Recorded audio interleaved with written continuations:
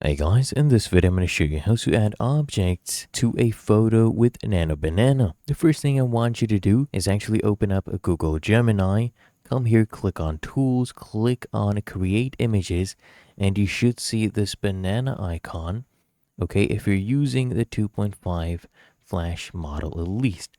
So that means you will be using Nano Banana, and then you go ahead and add the image that you want to add objects to. So you can click on this plus icon to add files, or you can browse to your file explorer, just drag and drop right there and add your prompt.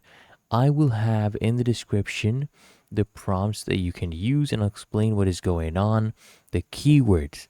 So this is the one that we are using here. So first is the action. We are stating the intent, right? Insert, add, or place, right? What are we placing? The object. And we need to describe that object, what it looks like, and specify the exact location.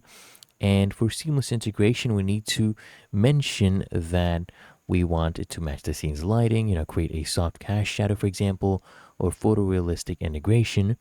And then we just go to Gemini and hit submit and let it work its magic. Okay, as you can see, this is what it has come up with, and I think it did a pretty good job. And that is how to add objects to a photo with Nano Banana.